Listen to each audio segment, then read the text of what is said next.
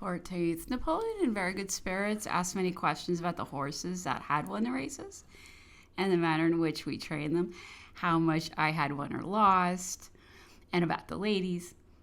You had a large party yesterday, continued he. How many bottles of wine? Drink. You guys look like drink, which he expressed in English. Who dined with you? I mentioned Captain Wallace, among others. What is the lieutenant who was with Wright? I replied in the affirmative. What does he say about Wright's death? I said, he states his belief that Wright was murdered by orders of Fouché for the purpose of ingratiating himself with you. That 6 or 7 weeks previous, Wright had told him that he expected to be murdered like Pichegru and begged of him never to believe that he would commit suicide. That he had received a letter from Wright about 4 or 5 weeks before his death, in which he stated that he was better treated, allowed to subscribe to a library, and to receive newspapers. Napoleon replied, I will never allow that Wright was put to death by Fouché's orders. If he was put to death privately, it must have been by my orders and not by those of Fouché. Fouché knew me too well. He was aware that I would have had him hanged directly if he attempted it. By this officer's own words, Wright was not au secret. And he says that he saw him some weeks before his death and that he was allowed books and newspapers. Now, if it had been in contemplation to make away with him, he would have been put au secret 4 months before in order that people might not be accustomed to see him for some time previous. As I thought this blank intended to do in November last, why not examine the jailers and turnkeys? The Bourbons have every opportunity of proving it if such really took place, but your ministers themselves do not believe it. The idea I have of what was my opinion at that time about Wright is faint, but as well as I can recollect, it was that he ought to have been brought before a military commission for having landed spies and assassins, and the sentence executed within 48 hours. What dissuaded me from doing so, I cannot clearly recollect. Were I in France at this moment and a similar occurrence took place, the above would be my opinion, and I would write to the English government. Such an officer of yours has been tried for landing brigands and assassins on my territories. I have caused him to be tried by a military commission. He has been condemned to death. The sentence has been carried into execution. If any of my officers in your prisons have been guilty of the same, try and execute them. You have my full permission and acquiescence. Or if you find hereafter any of my officers landing assassins on your shores, shoot them instantly. This affair of rights, added he, made so little impression upon me that when Lord Ibrington spoke about it at Alba, I did not recollect it. My mind was so much occupied with grand objects that I had little time to think of a poor English captain. Had the Bourbons, Moreau, or the Vendéan chiefs been put to death, then indeed I might have been suspected. I might have tried and executed the Vendéan chiefs for having carried arms against the country. They are all alive. My opinion is, if I had known Wright had been one of Sidney Smith's officers and that he had fought against me at Acre, I would have sent for him and questioned him about the siege and released him. I recollect perfectly well seeing an officer wounded and carried off at Acre whose bravery I admired at the time. I think that I should have released him if I had found him to be that officer. It appears also that he killed himself when he was upon the point of being released, as I see that the court of Spain had interceded for him. When you first spoke to me on the subject, I imagined that Wright had killed himself purposely to avoid giving evidence against your ministers, and I attached a degree of heroism to the act, which I gave him great credit for. But since I see that it was a long time after when I was at Ulm, at the head of 150,000 men and 300 leagues from Paris, it requires but a trifling circumstance to make you English kill yourselves. Napoleon then rallied me upon my supposed attention to Miss Blank and said I ought to marry her. I replied that I was neither rich enough nor young enough to have pretensions to so fine a lady. He now recounted some of his own love adventures. The most beautiful female I ever saw was an Irish girl, Mademoiselle G. Whether she had been born in Ireland or was only of an Irish family, I'm not certain. It was during Josephine's time and long before I married Marie Louise. One day when I was hunting Saint Germain, some of the court intriguers threw her in my way and contrived it so that she came with a petition in her hand to deliver to me. When she presented herself and said she had a petition, everyone made way for her, as I had given orders that persons bringing petitions should invariably be allowed to approach me. She fell at my feet and presented it. She was covered with a veil, did not conceal the beauty of her countenance, which was really heavenly. Certainly I was taken with her charms, and although I suspected there was some intrigue, I was not displeased. 3 or 4 times afterwards, I saw and conversed with her. I used to take little liberties with her, such as patting her cheeks. At this time, a letter from her mother to her was brought to me from the secret post office. This mother was an old intriguer and gave her daughter directions which elucidated her character. There were instructions relative to her conduct towards me in many particular instances. I was now convinced that it was not proper for me to countenance this proceeding, and although I was assuredly smitten with her, for she was beautiful as an angel, I gave such orders as prevented her ever having the means of being again admitted to my presence. Since that time, I have been informed she really had a regard for me, and would have been faithful. She is now married to Monsieur Blank, very rich man, but still, I'm led to believe, preserves an affection for me. The evening before I left Paris for Waterloo, continued Napoleon, a beautiful Englishwoman came to the palace and asked to see me. She saw Mädchen, who told her that it was impossible. She said she was an English lady and a friend of Mademoiselle G's, whom I well knew, and that she was persuaded I would see her, that I could not refuse to see a young lady who loved me and admired my character.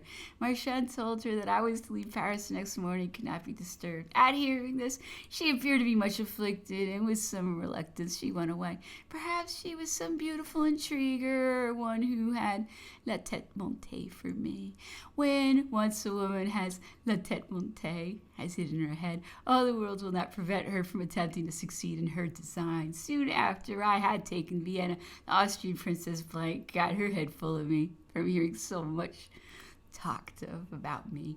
She was one of those princesses of whom, you know, there are so many in Germany, nothing would blank. For this purpose, she came to Schoenbrunn and insisted upon seeing me. Murat, who was a fine, handsome fellow, tried to gain her affections, but she rejected him with disdain.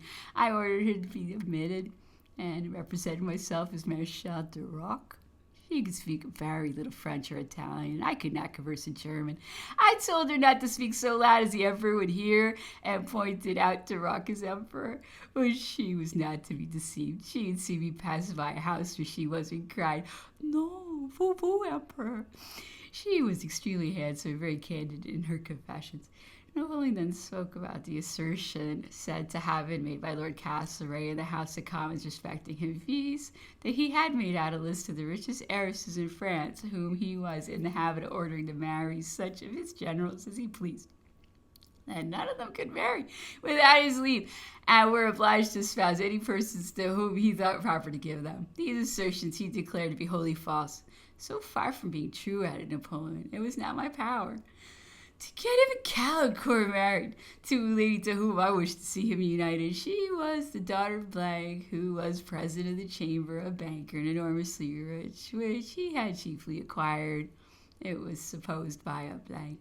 She was a beautiful girl, and he intended giving her a large portion. I asked the father myself as a favor to give her in marriage to Calancourt, but he gave me a positive refusal. At that time, Calancourt was one of my greatest favorites. So much for Castlereagh's veracity. 19th, went to a plantation house in obedience to directions to go there, received from Sir Hudson Lowe through Captain Blakeney, and to take with me a report of the state of the health of Napoleon. On my arrival, Sir Hudson Lowe asked for the report, which stated that with the exception of a few slight catarrhal attacks, his health had been tolerable. Sir Hudson Lowe asked if they had been of any consequence, to which I answered in the negative. The governor observed that others beside me had made reports relative to General Bonaparte's health, that Madame Bertrand had told the commissioners that he was extremely unwell, that because they saw him standing in the veranda, they must not believe that he was in good health. I repeated that he had suffered some indisposition, but not of a serious nature. Sir Hudson Lowe then said that he had heard a great deal, though not all, of the conversation which had passed between the French and the commissioners, and that all the former except me had abused the opportunity, that every time Count Bertrand had had an opportunity of speaking to them, he had abused it. That this last was the only time that Montsalon had had an opportunity of speaking to them, which he, Sir Hudson, asserted he had fully availed himself of by charming them with misrepresentations. 20th. Saw Napoleon in his bath.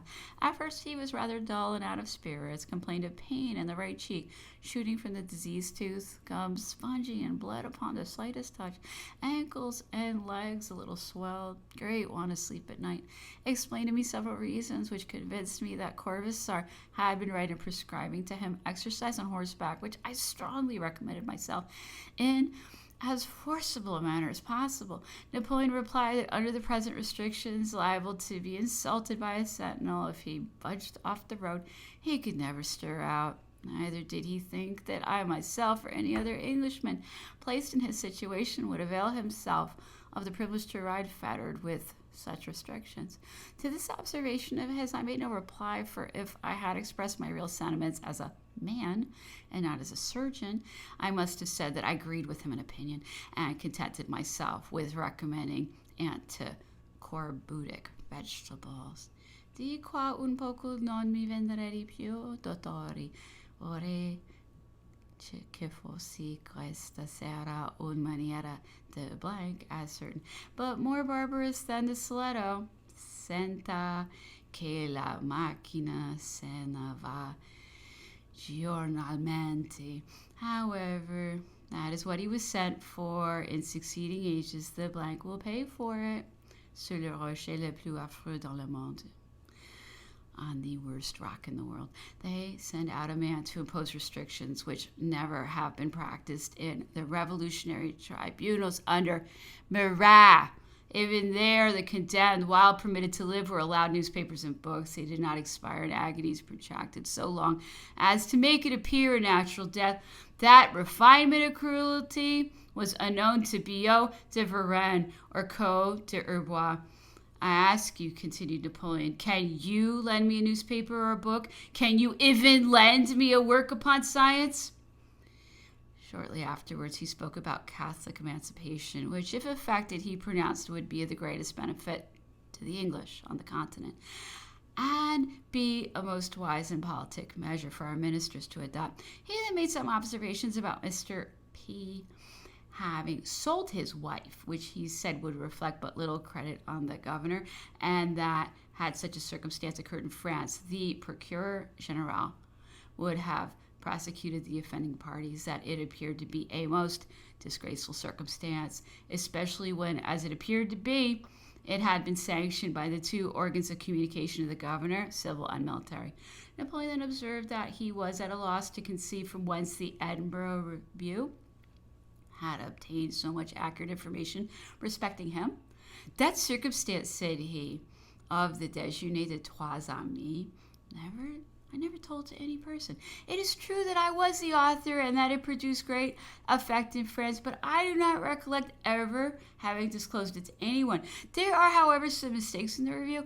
I never knew Barras at Toulon. My first acquaintance with him commenced at Paris after the siege of Toulon. My marriage with Marie-Louise, added Napoleon, produced no change in me. I was precisely the same as before. Never was a woman more astonished than Marie-Louise was after her marriage, when she observed the few precautions that I took to ensure my safety against any attempts upon my life, when she perceived that there were no sentinels except at the outer gates of the palace, that there were no lords sleeping before the doors of the apartments, that the doors were not even locked, and that there were no guns or pistols in the rooms where we slept. Why, said she with astonishment, you do not take half so many precautions as my father, who has nothing to fear. I am, continued Napoleon, too much of a fatalist, trop fataliste, to take any precautions against assassination. When I was in Paris, I used to go out and intermingle with the populace without my guards, receive their petitions, and was frequently surrounded by them so closely that I could not move.